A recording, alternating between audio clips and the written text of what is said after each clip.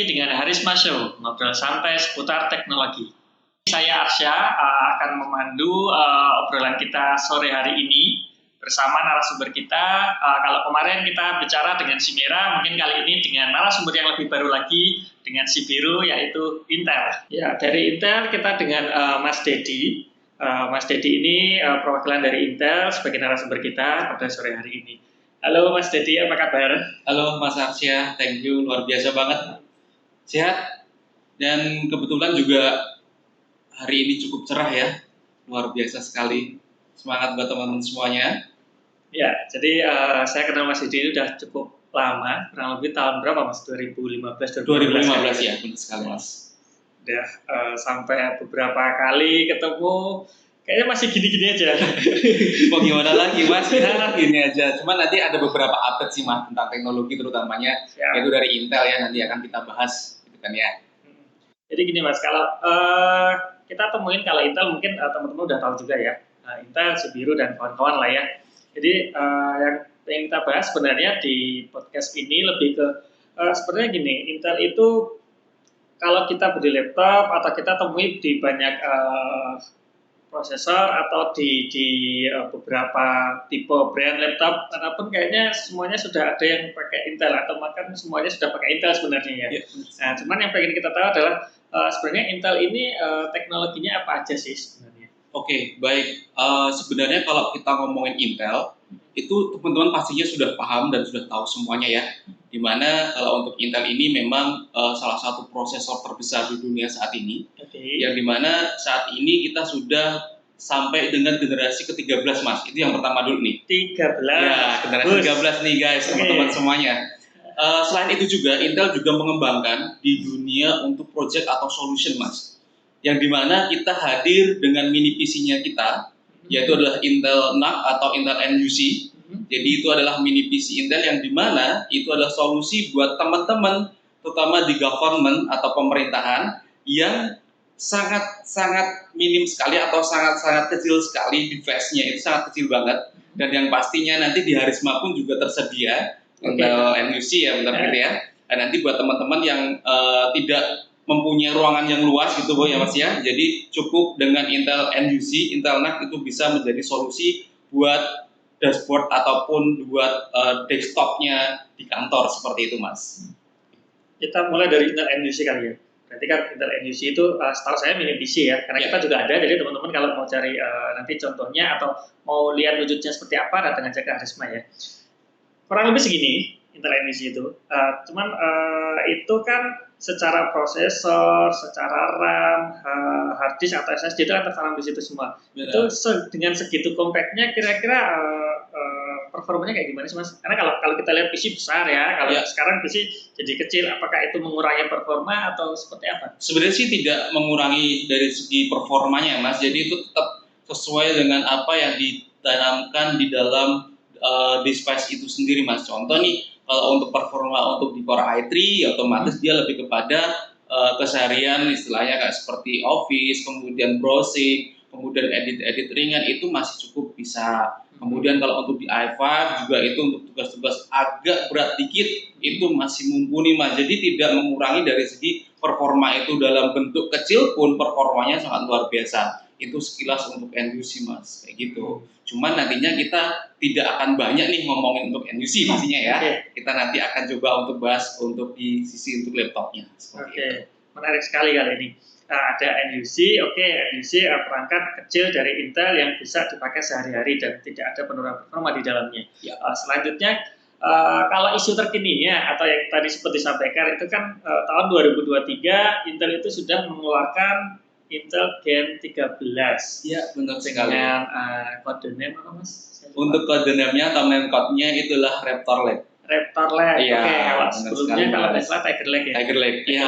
Raptor Lake gitu kan. Raptor Lake. Raptor Lake, Tiger Lake. Yes. Bedanya Mas? Bedanya sangat banyak sekali Mas. Tapi kalau untuk dari segi prosesornya sendiri, kita masih mengembangkan lagi dengan hybrid performanya, yang dimana di situ mempunyai 2 inti core Mas. Jadi satu-satunya prosesor saat ini yang mempunyai 2 inti core, ya kan, dengan hybrid performa dengan efisien core dan performa core itu baru Intel. Jadi di generasi 13 ini di Raptor Lake pun kita menghadirkan dengan 2 inti core di dalamnya seperti itu. 2 inti core. Ya. Dua-duanya bekerja bersamaan. Ya. Jadi di situ nanti mana sih yang akan kita gunakan atau istilahnya di situ adalah inti core mana yang akan dijalankan itu otomatis itu bisa disandingkan ataupun kita bisa koneksikan namanya dengan adalah thread director, di mana itulah penghubung antara efisien core ke performa core. Jadi di situ ada penghubungnya mas. Jadi dalam satu device atau dalam satu prosesor itu mempunyai 2 inti core. Ya penghubung antara efisien core dan juga untuk performa core itu namanya adalah thread director. Seperti itu. Iya. Kalau dari sisi pemakaiannya mas, karena ada dua inti core. Ya. 2 inti core bekerja secara bersamaan. Apakah dua-duanya itu memang difungsikan untuk mendongkrak performanya atau memang satu ini fungsinya buat apa, yang satu fungsinya buat apa? Oke, baik. Pertanyaan cukup menarik nih ya. Jadi teman-teman di sini kita akan sedikit menjelaskan mengenai efisien core dan performa core nih. Mana sih yang dijalanin dulu gitu kan ya? Mana yang akan jalan duluan? Tergantung aplikasi yang dijalankan dulu nih mas. Contoh nih, kalau semuanya kita hanya menginginkan sebuah editing video ataupun browsing ataupun istilahnya office gitu ya, itu efisien core udah mumpuni mas. Karena di sini contoh untuk di Gen 13 ini mas, up to sampai dengan 24 core. Banyak benar. Iya, 24 core ini terdiri dari 16 efisien core.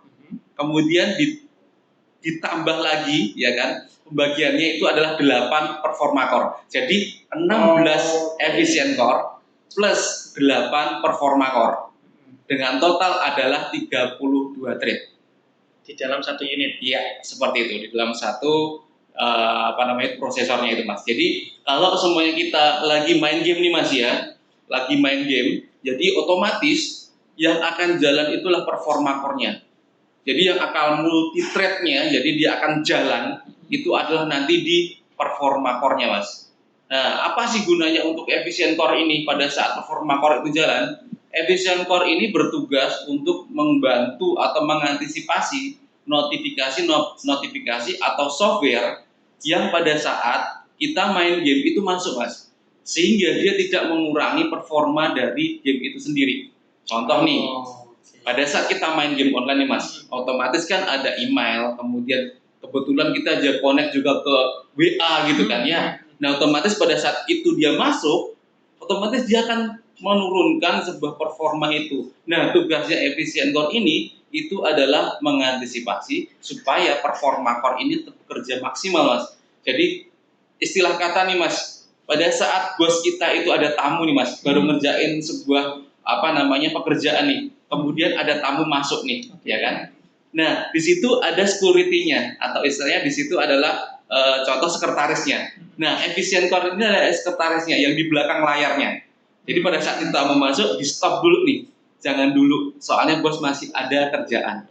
Nah, jadi otomatis FPS-nya, frame per second-nya itu tetap terjaga, mas. Iya, jadi tetap stabil. Jadi nggak akan turun, kayak gitu. Itu baru kali ini nih, Intel mulai dari Gen 12, dan sekarang dilanjutkan pengembangannya lagi di generasi ke-13 atau di namanya tadi adalah di Raptor Lake, seperti itu mas. Sebenarnya dari Gen 12 juga masih sudah ada ya? Sudah ada. Gen 12 di Tiger Lake itu udah ada, terus masuk lagi ke Gen 13. Ya. Cuman gini, berarti kan secara tidak langsung itu sudah ada pembagian masing-masing ya?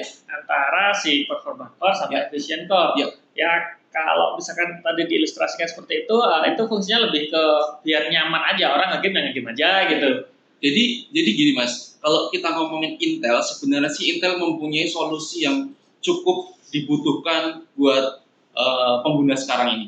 Apa yang dibutuhkan sih untuk pengguna laptop saat ini? Bisa buat kencang, bisa buat santai, gitu loh.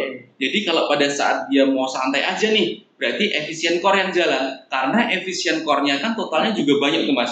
Contoh kita ngomongin tadi di HX series di Gen 13 itu up to sampai dengan 24 core nih. HX. Iya, Mas Arsyad tadi sampai bilang banyak banget nih core-nya. Itu dibagi mas. Jadi untuk efisien core-nya ini adalah 16 core. Nah, 16 core berarti totalnya adalah 16 thread. Yes. Oke. Yang bisa multi thread itu adalah di performa core. Performa core-nya adalah 8 core. Nah, pada saat dia multi thread atau jalan semuanya performanya itu dikaliin 2 ketemunya adalah 16. 16 ditambah 16 ketemunya 32. Nah, seperti itu. Beda halnya kalau kita ngomongin di generasi sebelumnya nih, Mas. Kalau generasi yang sebelumnya atau generasi 11, kita ngomong di situ ada 8 core. Berarti tinggal kaliin 2 aja. Karena semuanya adalah full performa core. Nah, kalau di generasi 12 dan 13 ini, berhubung kita mempunyai 2 inti core, otomatis dia akan ada pembaginya. Bisa buat kenceng, bisa untuk performa. Seperti itu. Oke. Dari sekian banyak tadi yang kita obrolin ya. Core, thread, thread gitu kan ya. Mungkin nggak semua teman-teman merasa tahu untuk core sama thread gitu. Kita coba menganalogikannya gini. Mas, sebenarnya ya kalau Gen 13 nih, kalau aku tuh cuman buat office aja nih, kerjaan paling cuman work, Excel, PowerPoint, browsing, YouTube-an, nonton drakor, kalau gitu ya. Kalau kayak gitu sebenarnya paling pas tuh pakai kalaupun di Gen 13 sudah ada atau belum ya untuk yang seperti itu mulainya dari Intel berapa sih, Mas? Sebenarnya kalau untuk tugas-tugas ringan ya kan, kalau kita mau nonton drakor gitu kan ya, itu sebenarnya di i3 sih udah cukup sih, Mas, kalau kita ngomongin core series ya. Jadi kalau untuk di core i3, jadi kalau kita ngomongin nih sekarang Gen 12 itu kita mempunyai ada 3 keluarga nih. Oke, 3 keluarga. Kita harus tahu dulu nih kebutuhannya buat apa dulu. Kalau untuk nge-game berarti kita ngomongin adalah H-series nih, di high performa ini ya kan. Yang belakangnya adalah huruf H. Nah, kemudian pada saat lagi nih geser, ternyata ini konten kreator nih orangnya nih, seneng-seneng edit nih gitu kan ya. Otomatis dia larinya adalah di P-series. Nah, P-series ini performa. Ya, jadi dia lebih ke performa. Jadi untuk edit, kemudian main game juga bisa. Jadi nanti di Evo nanti juga larinya adalah di P-series. Oke, jadi kalau kita ngomongin H-series nih, jadi lebih kepada ke high performa atau teman-teman yang suka main game ya kan. Kemudian antusias banget nih ya kan, bisa buat main game terus dia buat kerja, ya udah itu nanti H-series. Ya, bener Mas. Kemudian kalau kita ngomongin P-series nih, ya kan kalau P-series ini lebih kepada tipis ringan, tapi performanya maksimal Mas. Contoh nanti di untuk yang di Evo ya kan, untuk Intel Evo itu ada di P-series. Jadi itu lebih kepada itu lebih kepada ke kreator ataupun kita ngomongin adalah konten kreator, kemudian istilahnya di situ editor ya. Jadi itu lebih pasnya adalah di situ karena multimedia. Jadi dia lebih pengembangannya itu lebih kepada grafis card-nya Mas. Karena di situ ada Iris Xe-nya Mas. Nah, yes, benar sekali. Dulu kan masih Intel UHD grafik kalau nggak salah. Ya, benar sekali. Kalau kita ngomongin grafis Intel memang sekarang ini kita skip dulu ya untuk yang 3 keluarga tadi ya. Kita geser dulu tuh yang boleh. Ya. Ini teman-teman harus paham dulu nih. Jadi kalau kita ngomongin grafik ya, jadi Intel ini sekarang juga mulai fokus nih Mas. Selain tadi ada NUC, kita juga ada grafik card-nya Intel yaitu adalah Intel Iris Xe yang tadi Mas Arsyad juga bilang kalau dulu UHD gitu kan ya. Ya benar, UHD masih ada sekarang, sampai sekarang masih ada. Oh, masih ada. Iya, kalau untuk kita ngomongin Iris Xe itu ada di i5 dan i7 Mas. i5 ke atas. Iya, benar sekali ya ke atas. Jadi kalau kita ngomongin Iris Xe ini adalah integrated grafis Mas. Ya, jadi di situ adalah konsepnya, kinerjanya dia itu adalah share RAM. Ya, benar sekali Mas. Jadi sebenarnya bawaannya sudah ada. Cuman dia bisa share RAM karena tergantung dari misalkan brand ini kasih RAM berapa, nanti bisa di-share ke situ. Ya, benar sekali Mas. Jadi contoh nih kalau kita ngomongin RAM-nya 8, ya kan. Berarti kapasitas atau storage-nya di situ adalah 50% ya Mas. Pasti 50%. Ya, pasti 50%. Pasti 50%. Jadi lebih berarti 8. Ya. 32 berarti 16. Yes, kayak gitu. Jadi akan ngikutin. Jadi pada saat di situ ada upgrade RAM nih, ya kan? Itu dia akan ngikuti jumlah total RAM di situ ada berapa. 50%-nya itulah storage-nya atau istilahnya di situ kita spesialis gitu. Bisa untuk nambah VRAM di integrated-nya tadi. Ya. Iris Xe ya sekarang ya. Xe. Selain itu juga Intel di generasi ke-12 kemarin itu juga dedicated grafisnya juga punya Mas. Kalau dulu kita kenal di generasi ke-12 Mas ya, itu ada Iris Xe untuk integrate, kemudian dedicated-nya adalah Iris Xe Max. Oh iya, saya Ya, pernah dengar itu. pernah dengar ya, Mas, ya? XE Max. Max, Nah, jadi ada itu- tambahan Max-nya. Oh, Nah, Max bedanya itu di ada situ. kapasitasnya, cuman saya lupa kapasitasnya. Ya, kalau untuk Max itulah 4 GB Mas kapasitasnya. Itu Iya. sebenarnya dedicated ya? Iya, dedicated Mas. Oh, Jadi pantas kalau dikeluarin gitu. jadi kalau itu nanti kelasnya dia udah ke apa NV lah gitu kan ya. Oh iya, Nvidia lah, si ya kan. band hijau lah ya. Ya, kayak gitu-gitu. Nah, itu udah untuk main-main game sih oke lah gitu kan. Tapi juga kalau untuk kita ngomongin Iris Xe yang integrate nih Mas ya, itu juga setara loh sama si hijau nih. Ya kan? Di kelasnya Kita ngomong di Core i7 nih Mas ya. Core i7 kita itu setara dengan MX 350 Mas. Oh, MX 350 Iya. yang kapasitasnya 2 GB. Ya, bener Mas. Padahal itu integrate. Ya. Bagus. Nah, jadi buat teman-teman yang kebingungan nih, wah ini kok nggak ada eksternal grafisnya atau dedicated grafisnya, tenang aja. Kalau Core i7, kemudian di situ udah Iris Xe, otomatis buat edit, buat main game AAA itu masih bisa Mas. Lancar. Triple A aja jalan ya. Jalan. Padahal integrated. Iya, integrated. Oh, karena dia space-nya cukup lega Mas gitu kan ya. Ketambah VRAM tadi. Iya benar. 50% dari RAM, jadi otomatis naik ke situ. Katakanlah bawahnya cuma 1 atau 2 GB bisa jadi 4 GB Iya gitu kan. benar. Masuk. Solusi lagi kan Mas ya. Si hijau masih oke ya. Masih. Dengan Ya. adanya kayak gini si hijau masih oke. Masih, cuman Intel juga nggak tinggal diam nih Mas. Wow, sebenarnya gimana ya. Jadi Intel itu selalu mencoba untuk memberikan inovasi, memberikan solusi kepada konsumen saat ini yang dimana wah budgetku cuma segini deh. Kalau menambahin lagi GTX RTX kok kayaknya lebih mahal nih gitu kan ya. Intel hadir juga dengan grafis terbarunya Intel yang dedicated yang tadi kita ngomongin Max ya kan, di-upgrade lagi menjadi Intel ARC atau Intel Arc. Intel Arc. Iya. Bilangnya Arc apa ARC? Enaknya apa sih ya? Arc aja ya, Intel Arc ya, Oke, Intel Arc. Jadi Intel Arc ini adalah pengembangan dari Intel Iris Xe Max. Dedicated. Karena Benar Intel sekali. Iris Xe kan integrated, Xe Max dedicated, terus penggantinya dari Xe Max adalah Intel Arc. Yes, benar sekali. Itu 13. 13. Berarti 12 masih sih ya. Oke. Gitu. Terus kelebihannya apa Mas Intel Arc ketimbang si Wah, kalau ini kelasnya udah 4 gigaan, Mas. Oh, Iya. pantas. Oke. Jadi kalau untuk di ngomongin Intel Arc nih ya, Intel Arc ini jadi untuk gamers antusias banget, maksudnya game-game berat itu udah oke lah, lewat lah gitu kan ya, masih bisa. Nah, makin seru kan? Ini nih. Kalau kemarin Intel UHD buat office-officean. Ya. Terus Intel Iris Xe Max bisa dipakai buat edit-editan. Sekarang Intel Arc bisa buat gamers. Iya, benar sekali. Berarti sekarang tidak harus ada yang logo hijau untuk bisa memenuhi kebutuhan Anda semua. Seperti itu kurang lebihnya lah ya. Terus gimana nasib sebelah nanti ya? Oke, next kita lanjut obrolan selanjutnya. Mengenai ketiga generasi tadi Mas, tiga keluarga, sorry. Oke, kita lanjutin lagi nih Mas ya. Masih kita aja Mas ya. Oh iya dong. Oke, kita lanjut lagi guys teman-teman. Tadi kita udah nyampe ke P ya, P series. Yang terakhir adalah U series Mas. Jadi kalau kita ngomongin tadi, Mas kalau cuman mau untuk office, kalau untuk kita ngomongin nonton film, video 4K gitu kan ya, itu U series sudah cukup sih Mas. Yang belakangnya U, ya kan? Jadi itu udah cukup, dari di i3 pun udah cukup.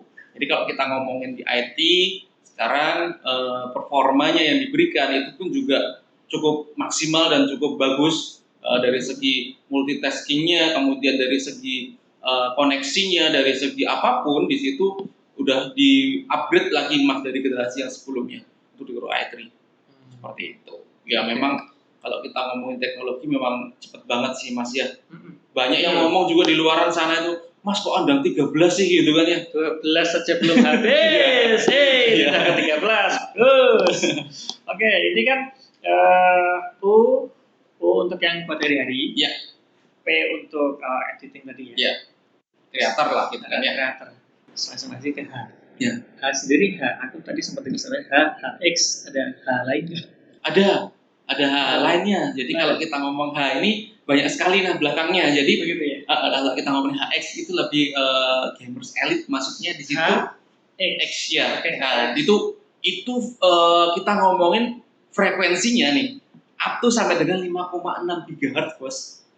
5. 5. Wih, Sekelas Aduh. laptop nih, sekelas laptop 5,6 guys. itu udah kayak prosesor PC deh. Iya, bahkan kemarin kan di acara launchingnya nih di Jakarta sana tuh, ya kan, kita gandeng salah satu podcaster terhandal di Indonesia, bisa dibilang ya, di.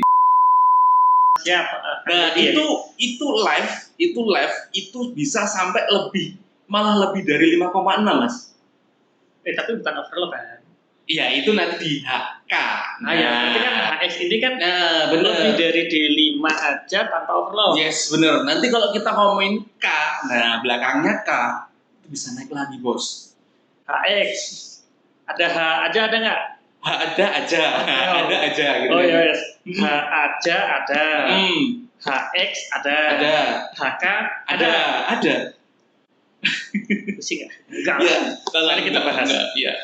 Kalau kita ngomongin K itu tadi bisa bilang Mas Aksa, oh berarti overclock nih. Pastinya. Kalau kita ngomongin K dia unlock, jadi terbuka. Dia bisa langsung overclock. Kayak gitu Mas. Jadi kemarin tuh pada saat acara live itu kan ya, pada saat launching generasi ke-13 itu luar biasa banget. Itu yang tinggi kurang lebih kalau nggak salah nih, itu sekitar 7-an lebih deh kalau nggak salah Mas. Bisa lebih. Ya. Nanti bisa dicek aja di YouTube-nya ya, nanti ya kanal YouTube-nya ya. Siap. Teman-teman, nanti kalau kepo-kepo silahkan cek aja. Nanti takut salah gitu ya. Intel ya? Iya, Intel. Jadi nanti kita ngomongin sekarang gini Mas, performa nih ya. Kita ngomongin frekuensi tercepat saat ini ya Intel. Oke. Iya, laptop dengan performa desktop bisa bilang kayak gitu. Iya kan? Sampai 5 tuh. Iya. Aku ngiranya udah masuk ke desktop harusnya. Iya. Kalau si laptop udah di angka 5, terus desktopnya mau di angka berapa? Bisa dua kalinya kali ya, pasti mungkin bisa. Karena kita ngomongin kalau untuk desktop kan voltasenya lebih tinggi Mas. Itu dia yang potensinya dia akan lebih tinggi lagi. Itu gitu yang ya. pengen aku tanyain. Oke, kita bicara laptop sampai 5. Ya, suhu gimana suhu? Apa kabar suhu? Wah, kalau kita ngomongin suhunya, ya nanti bisa dicek aja lah nanti. Kita juga belum secara official, maksudnya kita ngomongin ngecek secara langsung ya Mas ya. Karena memang saat ini Gen 13 kan masih terbatas nih Mas ya. Baru di MSI nih ya. Nah, jadi kita punya sih. Iya, di Harisma ada ya? Ada dong. Bagus. Teman-teman tuh langsung aja ke Harisma. Dan nanti tenang aja untuk kita lengkap. Kalau kita ngomongin di situ kita frekuensinya ada 5 sampai 6 ya, 5,6 ya. 5,6 GHz dengan frekuensi turbo. Kemudian di situ kemudian case-nya itulah 36. Ya kan? Kemudian di situ juga ada RAM-nya ya kan di situ up to sampai dengan 128 GB. Sebentar, ini ada yang menarik nih. Gini Bos, RAM itu kan ya 4, 8, 16, 32 nih. Iya. Upgrade ya maksimal 64 nih. Oke. Lu kenapa nyala di angka 100? Nah itu ada kok, itu cek aja nanti di di iRap ya, Intel Research Program itu materinya udah ada. Itu yang kelas HX ya kan teman-teman. Itu untuk performanya untuk up to sampai dengan 5,6 GHz itu tadi ya. Itu kita ngomongin adalah RAM-nya 128 GB. Bisa sampai segitu. Iya, DDR5 dan DDR4. Di laptop ataupun di PC. Iya, itu dicek aja di situ. Kemudian nih, ya kan? Iya. Selain itu juga ada Wi-Fi 6. Ya, Wi-Fi 6E. Ya, jadi Wi-Fi 6E ini upgrade atau istilah upgrade dari Wi-Fi 6 yang kemarin nih. Jadi ada tambahan untuk E-nya. Ini adalah lebih nyakup lagi nih. Jadi jaringannya lebih kuat lagi. Seperti itu. Kalau yang lain misalnya pakai Wi-Fi 5 atau Wi-Fi 6, lu pakai Wi-Fi 6E gitu ya. Yang lain paling dapat sinyal segini. Ya, segini. Curang nih. Nah, kemudian daya dasar prosesornya ini Mas, itu adalah 55 watt. Enggak. Ini sih enggak tinggi-tinggi amat. Iya, emang enggak tinggi. 55 normal lah. Iya, 55 normal kelas untuk gaming kan ya. Normal sekali. Cuma seperti itu. performanya bisa jadi nggak normal gitu. Nah inilah Intel. Itu dia makanya. Ya, jadi teman-teman kalau masih penasaran nih. Jadi udah banyak sekali nih sekarang konten kreator yang sudah mencoba untuk unboxing nih ya kan, ngecek sendiri atau mungkin nanti teman-teman kalau kita pengen tanya kepo ini ya, bener nggak sih gitu, atau bisa cek aja di Intel ARC, Intel Arc sorry, bukan Intel ARC, Intel Arc, ARK ya. Kalau tadi ARC sekarang ARK. Apalagi. Nah, kalau untuk ARK ini teman-teman ya itu bisa di browsing nih ya, browsing. Jadi di situ adalah spesifikasi. Jadi kalau kita ngomong Intel ARK itu, kalau teman-teman nih mau ngecek nih Intel generasi ke-13 gitu kan ya, itu akan muncul speknya. Jadi nanti teman-teman bisa baca di situ berapa frekuensinya, kemudian berapa TDP-nya, kemudian di situ up to sampai dengan berapa untuk RAM-nya, kemudian DDR berapa, itu komplit semuanya ada mas. Jadi untuk lebih kepada spesifikasi detail dari Intel atau SKU-nya Intel. Oh, itu kayak web portal gitu ya? Yes, benar sekali mas. Itu bisa diakses secara umum mas. Kayak gitu. Intel ARK dot? Udah Intel ARK gitu aja, udah langsung keluar ya? Udah keluar. Udah, pencarian udah langsung. Besok gua nyontek gitu. Iya itu, coba dicek aja. Nanti teman-teman bisa belajar lah di situ. Selain itu juga cek juga nanti di konten kreator lainnya, yang dimana di situ udah banyak sih. Gen 13. Semakin kesini semakin banyak ya yang belum kita tahu ya. Wah, oke. Kita kan punya nih MSI, salah satu brand. Nah, kita sebutin MSI aja ya. MSI kita punya yang Gen 13. Pakai seri gaming sih kalau yang kita punya tuh. Ya pasti pakai H atau HX. Ya, memang sih kalau untuk 13 saat ini memang baru seri gaming ya mas. Yang di laptop. Yang di laptop. Yang di PC? Yang di PC itu sama juga sih. Kalau di PC ya sama. Desktopnya sama. Versi gamingnya. Oke. Itu tuh kalau aku lihat memang kalau dari sisi laptopnya nggak ada perubahan. Makanya dengan clock speed yang segitu cepatnya, segitu kencangnya, laptopnya juga nggak tebel-tebel banget. Kalau laptop gaming tebelnya normal lah ya, segini aja, nggak mungkin tipis banget sih, nggak, karena kan buat fan ya. Maksudku gini, kalau dengan segitu porsi space-nya aja tidak berubah, tapi dari sisi speed-nya tambah kencang, suhu di laptopnya gimana? Apakah itu memang sebenarnya sudah didesain dari brandnya sendiri? Wah, kipasnya tambahin 1 nih, biasanya 2 jadi 3 misalkan. Karena ini speednya lebih kenceng nih, pasti lebih panas dong. Apakah seperti itu? Atau mungkin biasanya gini mas, kalau kita ngomongin panas atau tidaknya gitu mas ya, otomatis sih dari teman-teman brand itu otomatis sudah memikirkan kayak gimana nih, karena dari segi sebelumnya kan Intel kan ngeluarinnya ke desktop dulu nih mas. Otomatis kan dari situ udah ancang-ancang nih OEM nih. Oh berarti ini dia meningkatkan frekuensinya atau meningkatkan dayanya tuh tinggi banget nih dibandingkan generasi yang sebelumnya. Nah otomatis dari teman-teman OEM atau brand itu juga berpikir, wah gimana nih kalau semuanya kita cuma tadi bilang kipasnya cuma 1 gitu kan ya, itu nanti kurang dingin atau istilahnya jadi overheating kayak gitu kan. Otomatis itu udah, jadi mungkin nantinya dari teman-teman OEM itu udah mempunyai teknologi sendiri nih. Jadi berupa software, biasanya kalau di Intel ya kan itu ada dynamic tuningnya, jadi pengaturnya, ya sudah ada bawaannya, pengatur suhunya. Jadi itu untuk menjaga supaya dia tidak overheating mas. Jadi kalau semuanya dia udah mencapai batas maksimal frekuensinya, dia udah stop ya, dia nggak akan naik lagi. Dia nggak akan naik lagi. Jadi kayak kalau kita ngomong ada baby vipernya gitu. Jadi ada baby viper. Iya benar. Jadi di situ memang di dalam prosesornya itu ada kayak di situ portal yang dimana dia menjaga stabilitas supaya dia tidak overheating. Kalau suhunya maksimal sekian ya udah segitu aja, dia nggak akan kemana-mana, dia akan stabil di situ aja doang gitu loh. Intinya di situ. Ya mungkin nanti mungkin nextnya bisa ngundang lah nanti narasumber dari OEM kali ya, bisa nanti kita join bareng. Oke, bisa ngobrol.